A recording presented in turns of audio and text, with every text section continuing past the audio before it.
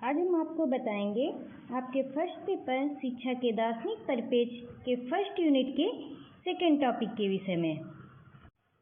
नमस्कार, आज का हमारा टॉपिक है शिक्षा के अभिकरण, एजेंसीज ऑफ एजुकेशन।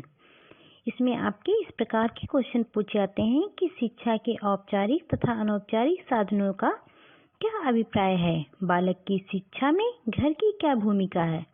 लेकिन इससे पहले हम आपको बता दें कि शिक्षा के अभिकरण का क्या अर्थ है या शिक्षा के साधन का क्या अर्थ है। अभिकरण या साधन या अंग्रेजी भाषा के एजेंसी शब्द का हिंदी रूपांतरण है।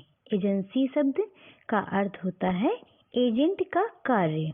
एजेंट से हमारा तात्पर्य उस व्यक्ति या वस्तु से होता है जो किसी कार्य को करता है या उस पर प्रभाव डालता है।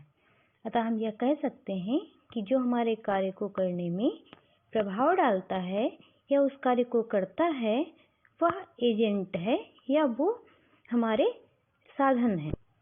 एजेंट से तात्पर्य उस व्यक्ति, उस वस्तु, उस माध्यम से लगाया जाता है जो कार्य को संपादित कराता है या उस पर प्रभाव डालता है। इसमें भाटिया जी का एक कथन है कि समाज ने शिक्षा के कार्यों को करने के लिए अनेक प्रकार की संस्थाओं का विकास किया है। इन संस्थाओं को ही शिक्षा के अभिकरण कहा जाता है। अब हम बात करेंगे शिक्षा के औपचारिक तथा अनौपचारिक अभिकरणों की। शिक्षा के जो अभिकरण हैं उसमें और भी प्रकार बताए गए हैं, जैसे आपका औपचारिक हो गया, अनौपचारिक हो गया, सक्रिय हो गया, निष्क्रिय अभिकरण हो गया, व्यवसायिक हो गया, अव्यवसायिक अभिकरण हो गया। तो हम बात करते हैं कि शिक्षा के औपचारिक साधन या अनौपचारिक साधन क्या है। औपचारिक साधन वे संस्थाएं होती हैं जो एक निश्चित उद्देश्य के अनुसार चलते हैं, जिनकी एक अपनी योजना होती है और एक उद्देश्य होता है। उसी उद्देश्य को प्राप्त करने के लिए जो कार्य करता है वो आपके औपचारिक साधन कहलाते हैं। औपचारिक जो संस्थाएं होती हैं वो जानबूझ करके और विचार करके शिक्षा प्रदान करती हैं। इन साधनों के अंतर्गत जो आपका चर्च है, संग्रहालय है, पुस्तकालय है, ये सभी आते हैं। ये बालकों को औपचारिक शिक्षा प्रदान करते हैं।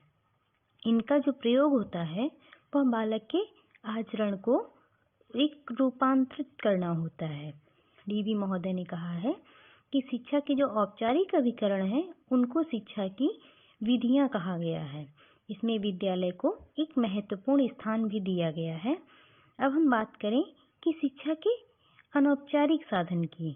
जो अनौपचारिक साधन होते हैं वो क्या होते हैं, इसमें कार्य शिक्षा देना नहीं होता है, परंतु यह आकस्मिक रूप से या अप्रत्यक्ष रूप से सभी पर शैक्षिक प्रभाव डालते हैं। दूसरे शब्दों में अगर हम बात करें तो अनौपचारिक साधन वे साधन होते हैं जो अप्रत्यक्ष रूप से शिक्षा प्रदान करते हैं। अप्रत्यक्ष रूप से कैसे?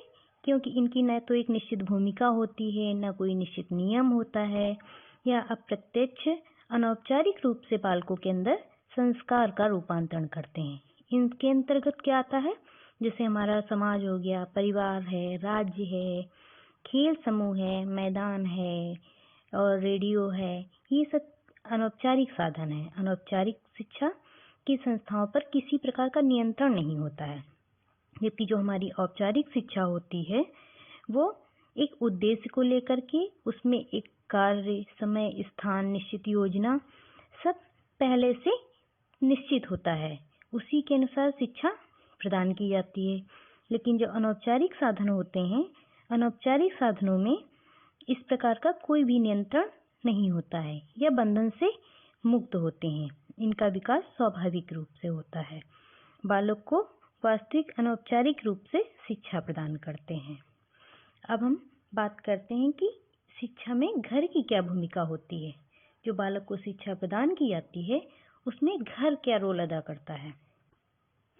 घर या परिवार शिक्षा के अनौपचारिक अभिकरण के रूप में घर की जो भूमिका होती है, कहते हैं कि बच्चा विद्यालय में पढ़ने जाता है लेकिन उससे पहले वो अपने घर में शिक्षा प्राप्त करता है, क्योंकि जो परिवार होता है, ये परिवार घर होता है, वो प्राथमिक विद्यालय माना जाता है।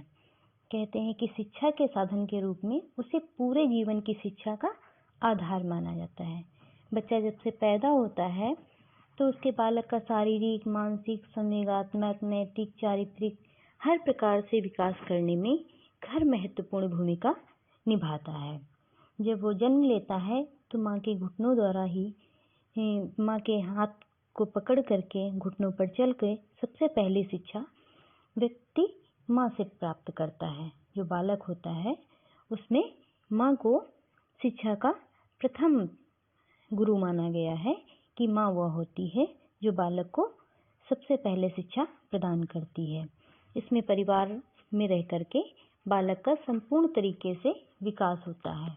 घर व्यक्ति के अंदर नैतिक मूल्यों का विकास करता है, मानवीय गुणों को विकसित करता है।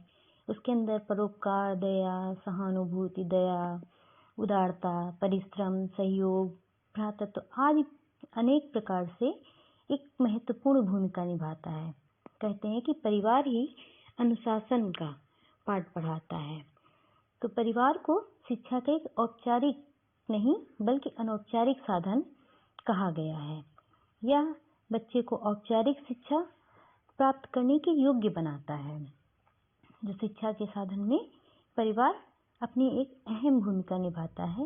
ये जो आदर्श हैं, मूल्य हैं, बदलाव हैं, नियम हैं, इन सब का विकास घर के द्वारा ही होता है। आपके रूसो ने कहा है कि माँ एक सच्ची नर्स की पदवी दी गई है और पिता को वास्तविक अध्यापक की।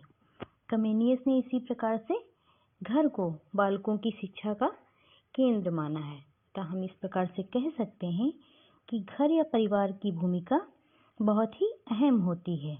बालक घर में रह कर के ही गुणों को प्राप्त करता है। इस प्रकार हम कह सकते हैं कि बालक की शिक्षा में घर की एक महत्वपूर्ण भूमिका होती है। इसके बाद हम बात करेंगे अपने नेक्स्ट टॉपिक और नेक्स्ट क्वेश्चन पे। इस क्वेश्चन में जो भी आपके डाउट हो वो आप क्लियर कर सकते हैं।